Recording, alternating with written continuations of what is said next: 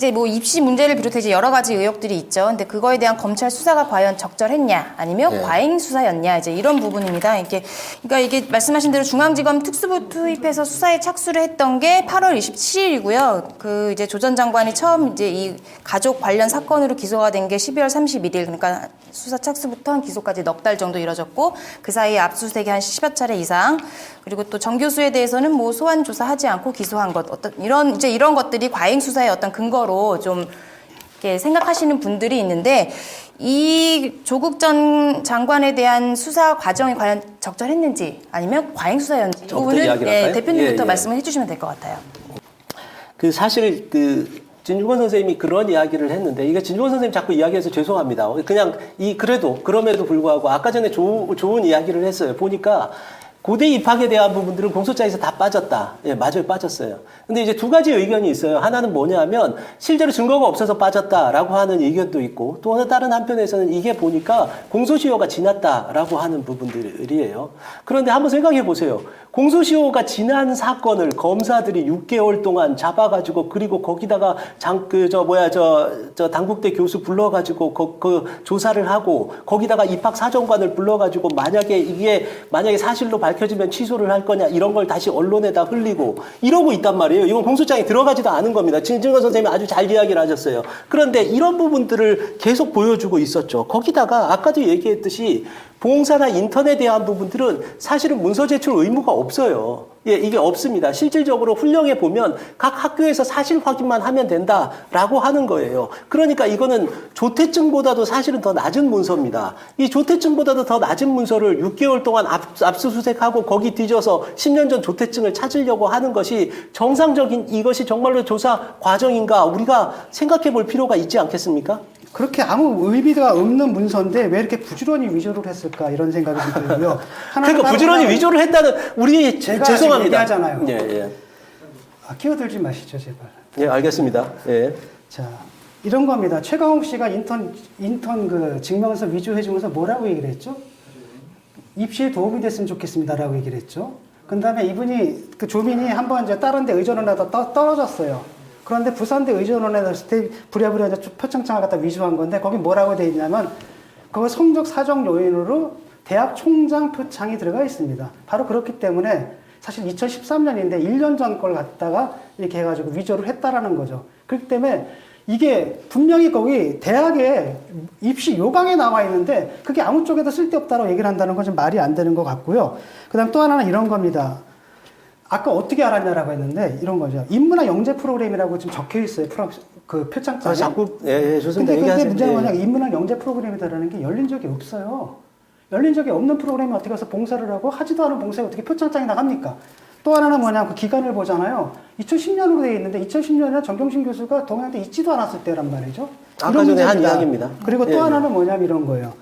아까 그랬잖아요. 아니 뭐 그러면 대한민국 부모들 다 구속시키라는 얘기냐라고 얘기를 했는데, 나는 정말 모든 대한민국 모든 대한민국 학부모들이 이 사람들처럼 이런 짓을 할 정도의 위치에 있다라고 보진 않아요. 하고 싶겠죠. 하지만 이렇게까지 할 수 있는 위치에 있는 사람들은 많지 않고요. 더 많은 사람들은 정직하고 성실하게 한다고 보고요. 또 하나는 뭐냐면 법학에서 그런 개념이 있습니다. 그 독일어 써서 미안한데 글라이하이스틴 운레시트. 다시 말하면 이게 불의에 대해서는 평등을 인정하지 않는다는 겁니다. 예를 들어서 이런 거예요. 저도 좀 창피한 얘기인데, 한번 제가 담배 꽁초 바르다가 벌금 먹은 적이 있거든요. 택시를 잡는데 공항까지 빨리 가야 되는데 안 잡혀서 막 비고 있다가 택시가 와서 너무 반가워서 하는 그 순간에 잡힌 거거든요. 근데 문제는 뭐냐면 까짓거 생각해 보세요. 아니 담배 피다 길거리에다 담배 꽁초 버린 사람 나뿐이야? 아니잖아요. 라고 한다면 내가 그러면 이게 내가 담배 핀 게 좀 이건 잘한 것입니까? 아니면 내가 벌금을 낼 필요가 없는 것입니까? 바로 이런 문제라는 겁니다. 네. 그 진중권 씨가 하고 있는 계속 이야기가 순환논증의 오류인데요. 자꾸 입시 얘기만 하면 아니 입시의 이야기가 아닙니다. 그러니까 제가 이거 순환논증의 오류라고 이야기를 하는 가장 큰 이유는 뭐냐면, 위조를 했다, 범죄가 있다라는 걸 전제를 깔아요. 거기다가 공소장에 나와 있는 내용 그대로 이야기를 하고 있어요. 다른 사람들이 하는 이야기는 전혀 듣지 않고 있습니다. 실제로 당사자가 직접 한 이야기도 듣지 않고 있어요. 그건 하나도 알아보지 않고 오로지 공소장에 나와 있는 이야기를 하고 있어요. 제가 옛날에 절에 있었는데요. 제가 좀 그 분위기를 좀 바꾸는 의미에서 좀 다른 이야기를 좀 한번 해보도록 하겠습니다. 제가 절에 있었는데 그 절에 무슨 행사가 있어가지고 보니까 이제 신도들이 많이 왔어요. 왔는데 보니까 거기 그 뭐 누가 도둑질을 했어요. 도둑질을 했는데 보니까 그래서 어떤 게 잃어버렸다라고 하더라고요. 그런데 그걸 이제 거기 있는 고아 애들이 훔쳐갔다라고 해서 걔네들을 두들겨 패는 거예요. 그래서 말렸죠. 이러면 안 된다. 거기 있던 뭐 학생들도 말리고 막 이렇게 했더니 그 사람이 뭐라고 이야기하냐면 어떻게 범죄자를 두둔을 하느냐라고 이야기를 해요. 진중권 씨가 지금 계속 하는 이야기가 그거예요. 뭐냐면 범죄를 저질렀다라는 것들에 대한 부분들을 저는 입증하러 나왔어요. 무슨 얘기냐? 정말로 이게 범죄냐 범죄가 아니냐라는 부분들을 이야기하고 있는데 진중권 선생님은 뭐라고 이야기를 하냐면 이미 범죄를 저질렀다. 공소장이 나와 있다라고 이야기를 하니까 근거가 없어요. 아무 근거가 없는 이야기들을 계속 이야기하면서 평등을 이야기하고 정의를 이야기하고 이러고 있다는 거죠. 당연히 범죄를 저질렀으면 처벌을 받아야죠. 그건 저도 인정하는 겁니다. 제가 옹호하고 싶은 생각이 없어요. 그런데 그게 사실이냐 아니냐라는 부분들을 이야기를 해야죠. 자, 보세요. 그걸 제가 그걸 허수아비 논쟁의 오류라고 그러거든요. 왜냐하면 제가 지금 이것이 왜 표창장에 왜 위조됐는지에 대한 수많은 근거들을 냈습니다. 아니 예를 뭐 들어가지고 정영신 교수가 죄송합니다. 이거 하나만 이야기하고 갈게요. 정영신 교수가 위조했다라는 부분들에 대해서 입증한 게 하나도 없어요. 왜 입증이 안 됐다고 생각을 하세요? 그러니까 예를 들어가지고 표창장에 지금 기재된 기간 동안에 정영신 교수는 그 자리에 없었고, 그 다음에 거기 기재된 프로그램 자체가 열리지 않았다라는 거라든지, 그 다음에 얘가 와가지고 인턴한 걸 한 번도 본 적이 없다라든지, 이 수많은 이 위조됐음을 보여준 수많은, 그 다음에 검찰이 확보하고 있을 그 수많은 물리적인 증거라든지 계속 같은 이런 이야기 것들이 있는데 반복하시네. 표창장이 위조되지 않았다라고 주장하는 사람들은 어떤 근거를 대는지 모르겠어요. 사실 들어본 적이 없어요. 이 검찰 뭐예요? 그러니까 조 전 장관에 대한 검찰 수사가 이제 이런 물론 입시 문제 네. 있고 뭐 이제 가족을 들어서는 거 있지만 제가 계속 이야기하는데 네. 같은 이야기를 계속 하시면서 그러면서 마치 그 부분들에 대해서 아무도 본 적이 없다라고 하는데 본 사람들이 있어요. 누구요? 네, 본 사람들이 있어요. 누구요? 인터뷰한 사람도 있어요. 인터뷰 누구요? 뉴스공장 혹시 보셨어요? 봤어요. 다 봤는데 문제는 제가 확인했는데 그 거기 있던 식당 직원이 이야기하는 거 그 사람이 들으셨어요? 본 건 뭐냐, 인턴 활동을 한 거 본 게 아니라 조민이 우리 학교에 놀러 왔고 그땐 나 그건 아니 다 아까는 봤어요. 뭐라고 이야기하면 조민이 온 적도 없다면서요. 아니, 왜 얘기가 인턴을 앞뒤가 하러 계속 온 적이 다릅니다. 인턴을 하러 온 적이 없다라는 거죠. 와가지고 뭐 밥 먹고 총장이 또 이뻐하고 와가지고 거기 앉아 있는 거 나도 봤으니까. 근데 문제는 뭐냐, 인턴 활동을 한 걸 본 적이 없다라는 거예요.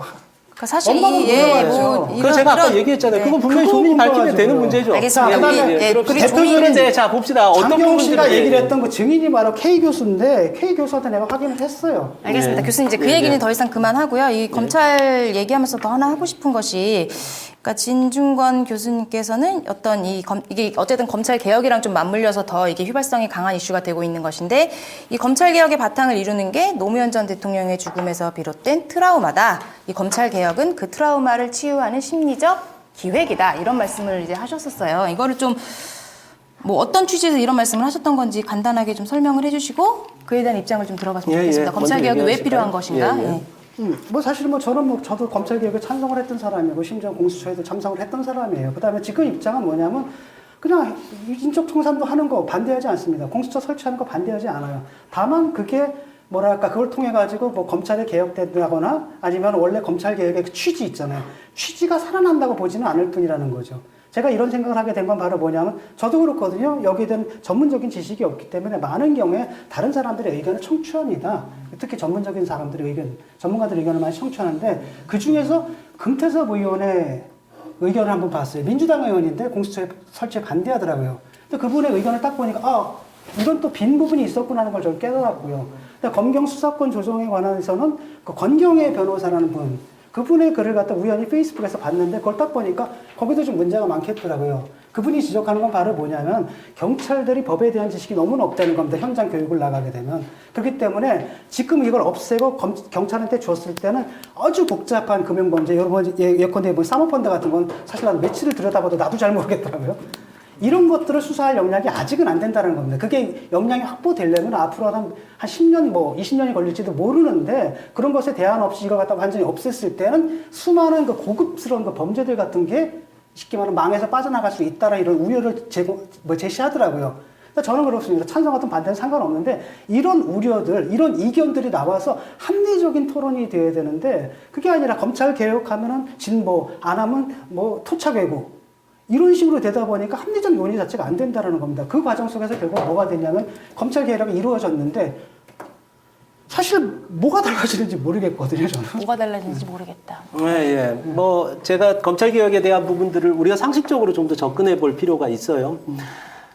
예전에 이런 일들이 있었습니다. 군사 조직이 있었는데요. 하나회라고 하는 조직이죠. 아마 알고 있으실 거예요. 그죠? 실제로 그 사조직에서 했었던 일들이 이제 선후배 당겨주고 그리고 그 조직을 구성하고 이런 부분들이 대단히 많았습니다. 사실은 이건 헌법에 위배되는 행위죠. 사실은 국방의 의무를 지키라고 군인들을 그렇게 했었는데 그래서 이 하나회에 대한 부분들을 이제 강제 해산을 시켰습니다. 그 당시에 얘기가 되게 많았어요. 뭐 나오는 이야기가 집회 결사의 자유가 있는데 어떻게 이럴 수가 있느냐라고 하면서 그렇게 이야기가 나왔을 때 김영삼 대통령이 이런 말을 했습니다. 개가 짖어도 기차는 간다. 라고 이야기를 했어요. 검찰개혁에 대해서 너무 많은 개들이 짖고 있어요. 왜 그러냐 하면 실제로 한번 우리가 검찰을 한번 생각해 봅시다. 저도 이번 사건을 보면서 대단히 놀랐는데 어떤 부분들이었냐 하면 실제로 이제 검찰들에 대한 인사이동이 있었죠. 이게 사실은 뭐 진중권 선생님은 대학살이다라고까지 표현을 했는데 그 학살의 의미를 잘 모르시는 것 같고 그런데 어쨌든 간에 그런 부분들에서 제가 보기에 제가 대학살이라는 표현을 썼나요? 예, 대학살이라는 표현을 썼습니다. 나는 왜냐하면 제 워딩이 저는 그런 표현 별로 안 좋아해서 그러니까 저도 깜짝 놀랐습니다. 아니요, 그건 아마 그러니까 제가 언론에서 봤나요? 언론에서 봤을 겁니다. 알겠습니다. 왜냐하면 제가 제 취향이 아니거든요. 알겠습니다. 그래서 사실은 그걸 보면서 제가 그런 생각을 한번 해봤어요. 어떤 생각을 했냐 하면 실질적으로 봤을 때 이 검찰이죠. 검찰이라는 조직 자체가 조직을 더 우선으로 해야 되는 것이냐 아니면 국민을 더 우선으로 해야 되는 것인가 라는 부분들을 볼 필요가 있어요. 예를 들어 시기가 안 좋았어요. 제가 동의합니다. 실질적으로 봤을 때 추미애 장관이 인사이동을 한 시기는 사실은 여러 가지 의혹이 있는 시기였기도 하고 그렇기 때문에 맞지는 않은데 제가 정치를 잘 몰라서 그런데 제가 듣기로는 아마 허니문 시기죠. 그러니까 각 임명했을 때 가장 권력의 힘이 세기 때문에 아마 그 시기에 그렇게 한 것으로 알고 있습니다. 그런데 그때 나왔던 검찰들의 그 보이는 모습들이 어떤 모습들이냐 하면 그 술 마시고 나서 술판에서 네가 검사냐라고 이야기를 한다든지 이런 것들을 보면서 제가 한번 그런 생각을 한번 해봐요. 이 조직이 과연 국민을 위한 조직인가 아니면 검찰을 위한 조직인가라고 생각해봐요. 세상에 어느 공무원이 인사이동을 했다라고 해서 그걸 가지고 네가 공무원이냐라고 그러겠어요. 예를 들어서 독산동에 있는 공무원을 예를 들어서 구로동에 보낸다고 해서 그 사람이 울분을 토하지 않아요. 인수인계 잘 해줘야죠. 그리고 인수인계 잘 해주면 그 사람이 다음 업무들 잘 할 수 있습니다. 우리가 원칙적으로 접근을 해야지 이 부분들에 대해서 여기에는 무슨 음험한 의도가 있다, 뭐가 있다. 물론 저는 그렇게 생각을 해요. 그런 부분들에서 진중권 선생님이 뭔가 거기에 대해서 이의를 제기하고 그리고 의혹을 제기하는 건 저는 좋다라고 생각해요. 그렇게 해야죠. 우리가 그런 권력을 견제해야 될 필요가 있습니다. 하지만 무슨 근거가 있어야죠. 그리고 가장 기초적인 부분들입니다. 그들은 공무원이에요. 그들 공무원들에 대한 부분들의 인사이동을 만약에 예를 들어서 아까 제가 얘기했듯이 6개월 동안 한 것들이 뭐예요? 제가 보기엔 이거예요. 뭐냐면 지금 잃어버린 조퇴증 찾으려고 하고 있어요. 예를 들어서 한번 봅시다. 공무원이 큰 실수를 해요. 그러면 파면을 할 수 있죠? 그죠? 파면을 할 수 있죠. 예를 들어서 검사가 성공한 쿠데타는 쿠데타가 아니다라고 이야기를 하고 그리고 멀쩡히 있는 친구 집에 가가지고 자살한 친구 집에 가가지고 네가 유서를 대필했다라고 해서 감옥에서 20년 동안 살게 하고 그리고 무슨 전 국민이 다 유서 대필 사건입니다. 모르세요? 그거는 1991년 사건이고요. 사건이고요. 자, 지금 검찰 조직에 대한 이야기입니다. 잠깐만요. 제 얘기를 끝까지 다 들으시고 이야기를 하시죠. 오류가 있어서 제가 20년이 이야기를 아니라 하시죠. 2년 살고 나왔어요. 그리고 제가 이야기를 하도록 하겠습니다. 그리고 멀쩡한 피해자가 있어요. 성폭행 피해자가 있음에도 불구하고 피해자를 구분할 수 없다. HD 화질이래요. 제가 들어보니까. 그런데 같은 검찰을 그런 감싸고 이러는데 이런 거에 대해서는 분노가 일지 않습니다. 나는 이거 파면 사유라고 생각을 하는데 그냥 인사이동한 거예요. 그 조직에. 그게 그렇게 분노할 일입니까? 자, 제가 얘기를 할게요. 자, 검찰 인사. 처음에 지금 이 검찰개혁이라는 게 어떻게 시작됐는지 제가 시발점을 봤거든요. 근데 이게 2011년에 검찰을 말한다는 책을 갖다 문재인 대통령이 냅니다. 그래서 토크쇼를 해요. 조국도 나오고 여러 사람들이 나오는데 거기서 그 사람들이 이제 무슨 얘기를 하게 되냐면 계기가 된 걸 크게 세 가지로 뽑아요. 노무현 대통령의 죽음, 두 번째가 이제 한명숙. 이분은 사실 돈 받은 걸로 사실 유죄 판결까지 받은 분이거든요. 그다음에 광노현 교육감 사건을 얘기를 하더라고요. 주로 이제 권력 엘리트들의 문제예요. 그 다음에 이 사람들이 뭐라 그랬냐면 산 권력에는 칼을 못 대면서 죽은 권력에는 너무 가혹하다. 그 다음에 그런 과정에서 피의 사실 유포를 해가지고 인권을 침해했다. 이 세 가지를 얘기를 한단 말이죠. 근데 지금 문제는 뭐냐면은 산 권력에 지금 손을 못 대게 하는 게 누구죠 지금? 문재인 정권이에요. 그렇잖아요. 지금 나와가지고 아까도 뭐 슬쩍 말을 바꿨는데 인사이동 때문에 네가 검사냐? 인사이동 때문에 한 게 아니라 기소를 못하게 하니까 네가 검사냐라고 얘기한 겁니다. 왜냐하면 검사는 사실과 기소하는 다르죠. 일인데 기소를 못하게 하지 않았습니다. 기소를 못하게 했어요. 그래서 그 사람한테 네가 뭐 검사냐라고 얘기를 했던 거고요. 그 다음에 또 하나는 뭐냐면 죽은 권력. 죽은 권력에 대한 수사는 엄청났거든요. 사실은 뭐냐면은 특수부 없애야 된다라고 얘기를 하면서 사실 특수부 강화시켰습니다. 조국 장관이. 그래가지고 누굴 잡은 거예요? 이명박 잡은 거 아닙니까? 그다음 국정농단 사법농단 잡은 거 아닙니까? 그 사람들 가서 양승태는 물론 유죄 받았는데 헌법재판관 그 밑에 있는 사람들 다 무죄 받았고요. 그다음에 김성태, 권성동, 최경환 다 무죄 받았어요. 라고 한다면은 검찰이 무리한 수사 아니었냐? 그때는 항의를 했어야죠. 그때는 아무 소리 안 하고 이제 와가지고 왜 무리한 수사냐? 지금 결론도 안 났는데 그렇게 얘기를 하냐라는 겁니다. 근데 피의사실 공포 같은 경우에도 당시에 피의사실 다 공포됐습니다. 특검에서는 아예 그냥 브리핑을 다 했잖아요. 매일 수사 상황까지 다 했고. 두 번째 사법농단 사태도 이때도 피의사실 다 얘기를 했는데 왜 새삼스럽게 이번에만 이러느냐. 또 하나는 뭐냐 피의사실 공표라는 게 사실은 우리나라만 있는 죄거든요. 지난번에 우리 반기문 있었죠. 반기문 대통령 데리고 했을 때 그때 뭐 때문에 했냐면 아마 조카가 미국에서 기소된 것 때문에 거꾸로 했을 겁니다. 그때 그 기소장 우리가 영문으로 봤어요. 그러면은 그렇게 피의사실 막 공표하고 뭐 이러는 미국 같은 경우에는 뭐가 되는 겁니까? 그 인권 침해국입니까? 그 다음에 지금 피의사실 공표라는 게 사실 기소되기 직전까지잖아요. 근데 지금 기소가 됐는데 그 기소장도 공개를 못하게 하는 게 추미애 장관이에요, 지금. 공소장 이제 제가 그 피의사실 공표에 대해서만 하나 좀 이야기를 하도록 하겠습니다. 실제로 피의사실 공표, 공소장 얘기는 제가 조금 뒤에 좀 이야기를 하도록 할게요. 피의사실 공표에 대한 부분들은 개인의 인권을 침해한다라고 한다면 그것이 결정적 증거가 나타나지 않는다라고 한다면 공개하면 안 됐죠. 그러니까 왜 최순실 때는 했는데 지금은 안 되냐라고 이야기를 하는 건 옛날에는 고문도 했는데 왜 지금도 고문하지 않느냐라고 이야기하는 거랑 똑같아요. 그건 잘못된 걸 고쳐야죠. 그걸 가지고 그런 논리로 이야기를 하시면 되나요? 그러면 안 됩니다. 그러니까 자 제가 얘기를 한 건 뭐냐면 내로남불이라고 한단 말이에요. 그럴 경우에. 내로남불이 아니죠. 잠깐만요. 그건 우리가 더 나아지는 부분인데 자, 한 단계 더 나아지는 과정 아닙니까? 그러니까 예를 들어가 이럴 수도 있다라는 겁니다. 그랬다라고 한다면 우리는 정말 더 가혹하게 하겠다라고 해서 우리 이번 수사까지는 그렇게 하자. 하지만 그 다음부터는 이걸 없애자라고 한다면 누구도 거기에 대해서 반대하지 않을 거라는 겁니다. 근데 하필 이럴 때 조국이 문제가 되니까 자기들이 문제가 되니까 갑자기 인권 프레임을 들고 나왔다란 말이에요. 이제까지 피의 사실 열심히 공표해놓고 말이죠. 그 최순실 정윤할 때는 어땠습니까? 독일까지 쫓아가고 난리 바가지 치고 그 신발 떨어진 것까지 사진 찍어가지고 특종 때리고 이랬는데 말이에요. 그래서 잘못된 거고요. 또 하나는 뭐냐면 아까 자꾸 옛날 얘기를 했는데 검찰이 생각해보세요. 문무일 총장 들어와가지고 검찰 과거사 정리 다 했잖아요. 그렇죠? 윤석열 이 사람이 정치검사 아니잖아요. 그렇죠? 정치검사 2기를 거부했기 때문에 그 좌천된 사람을 갖다 올렸단 말이죠. 그리고 이 사람이 올릴 때 어떻게 했냐면은 기수 파괴가 일어났어요. 그래서 거기 있는 사람들이 몽땅 다 물갈이가 된 겁니다. 근데 지금 검찰 개혁을 얘기를 하는 필요로 얘기하는 게 1991년 사건이면 지금 29년 전 사건이에요. 그때 검찰하고 지금하고 같습니까? 그 다음에 아까도 얘기했듯이 검찰개혁, 실제로 일반 민중들의 삶하고는 별 상관이 없는 겁니다. 이런 것들이. 예를 들어가지고 진짜 일반 민중들에 대한 그 인권 타락은 누가 저질렀냐면 사실 경찰이에요. 생각해보세요. 약천어고리 사건이 있죠. 고문받아가지고 애들 살인범으로 누명 쓴 거. 그 다음에 3대 나라수포 3인조 강도치사 사건.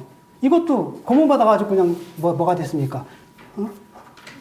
무고해가지고 다 살고 나왔을 겁니다. 그다음 화성 연쇄살인 8차 사건은 정말 가슴 아픈 사건이거든요.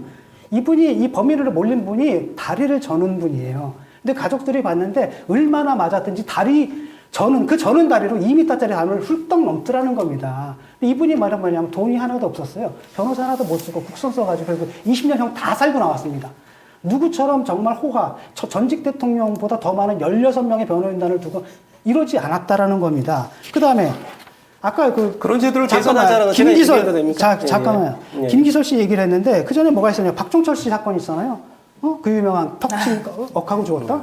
이것도 사실은 경찰이 했던 거라는 겁니다. 그러니까 사실상 우리 일반 민중의 삶을 탄압하는 것들, 인권을 침해하는 것은 경찰인데 검경수사 요건을 해가지고 이걸 갖다 저쪽으로 권한을 줬을 때 여기는 어떻게 되겠냐라는 거죠. 이런 문제가 있다는 거예요. 그러니까 내가 얘기하는 건 반대하는 게 아니라 이런 문제까지도 기본적인 걸 이런 문제까지도 다시 한번 곰곰하게 생각해 보자는 거죠. 당연히 검찰 개혁은 무조건 선이고 저쪽은 악이고 마치 그 중간에 아무것도 없는 것처럼 얘기하지 말자라는 거예요. 기본적인 걸 좀 잘못 알고 가시는데요. 예를 들어서 이런 건데 검찰이 가지고 있는 독점권에 대한 부분들을 나누자라는 이야기예요. 경찰이 잘못한 게 아니다라는 이야기가 아닙니다.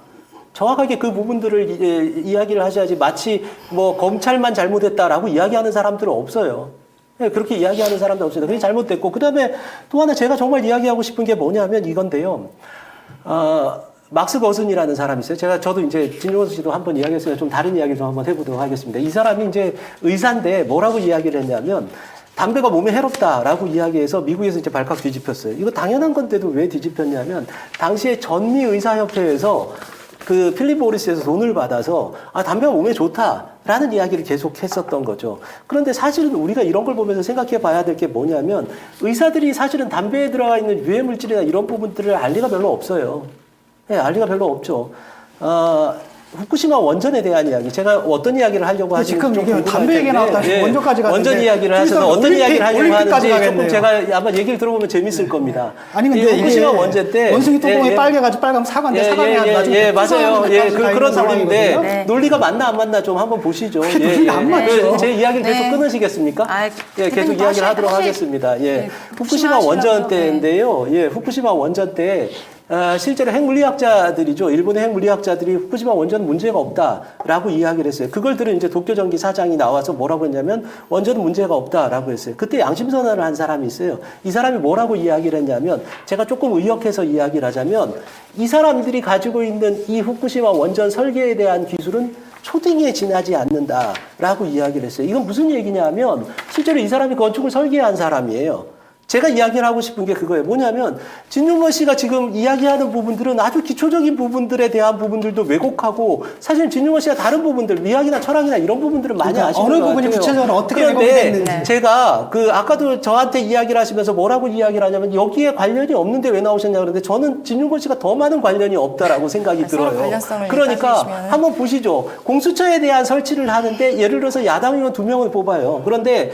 실질적으로 봤을 때 7명 중에서 6명이 찬성하지 않으면 그 공수처장이 될 수가 없습니다. 임명될 수가 없어요. 실제로 그런 문제들에 대한 부분들이 물론 그럼에도 불구하고 여당의 프리미엄이 있을 수 있습니다. 네, 여당의 프리미엄이 있을 수 있어요. 지금까지 어떤 그 권력이든지 간에 예를 들어서 이런 거죠.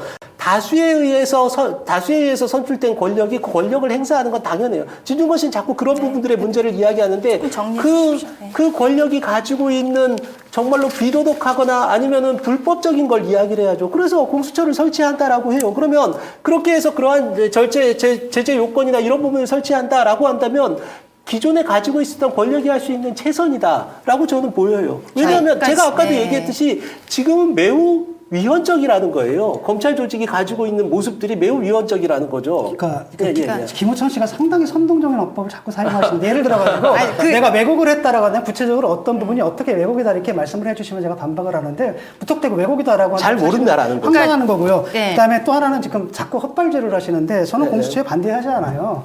하든 안 하든 난 그만이라는 생각이 들고 굳이 반대할 생각 없고 문제는 뭐냐면 공수처를 설치함으로써 너희들이 이루고자 했던 그 검찰개혁의 효과라는 것은 네, 사실 무슨 말씀인지 없을 것이다라는 게 제 알겠습니다. 네. 생각이라는 거죠.